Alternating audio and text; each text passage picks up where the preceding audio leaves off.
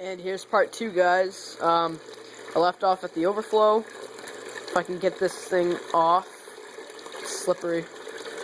Alright. As you can see, we've got the water level inside the PVC pipe pretty low, so that when the water falls, sorry, get this back on, so that when the water falls,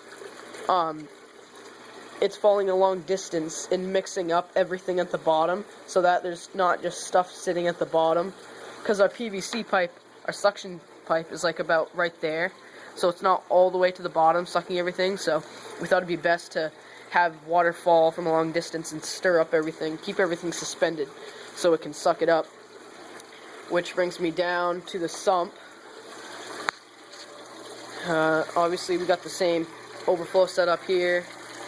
We bought this little mini green strainer thing, and we put some cheesecloth in it because that's all we have for now.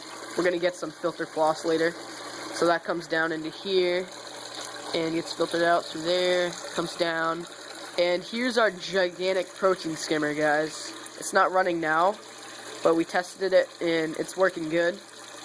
But this thing is giant, and it just, as you can see, it just barely fits in here.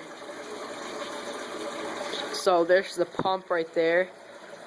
Sucks in the water, pumps it up through, and it has a really strong vortex in here. Spins around, and then we saw some good foam in the cup, but we're not going to run it until we actually have a bio load in here. And then there's the output. Sprays it through there, so we have it pointed over here so it comes straight through underneath this baffle and over. And here, this will be our refugium. We've got our heater and our thermometer in there. Those will probably stay in there unless I can find a better spot for them.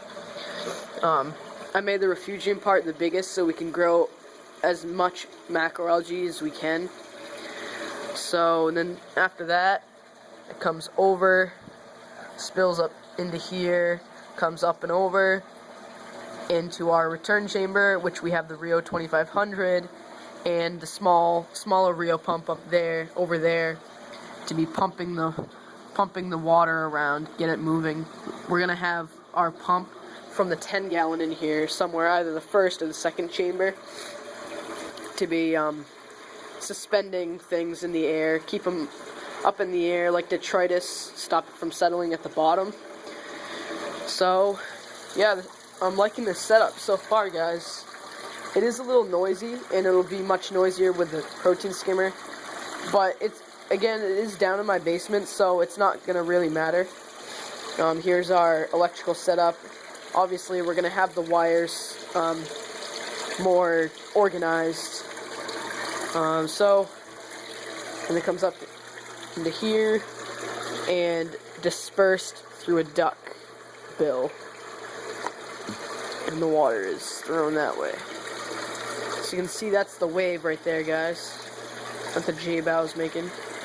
And in this filter, we just have the cartridge in there for mechanical filtration, so we can get all the crud out. So yeah, guys, that's really it right there. This light's gonna go on this sump so we can grow some nice macroalgae. Here's the box for the WP10, box for the protein skimmer pump, and box for the actual protein skimmer. So you can actually get a comparison. This is my hand. That's my hand. The pump was actually pretty small. I was surprised.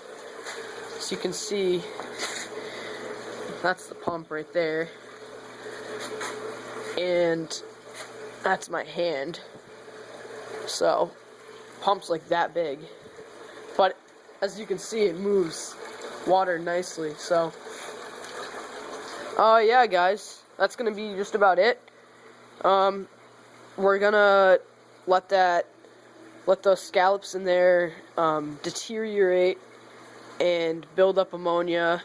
We're gonna be testing our water, and yeah, we're gonna get some new things in here. We're gonna get a live rock, live sand, everything in here. But we're going to Texas next week, so we're gonna wait till after. so we don't have to take care of anything. So, yeah, guys, that's just about it. So stay tuned for more updates on this tank. Yep. See you later.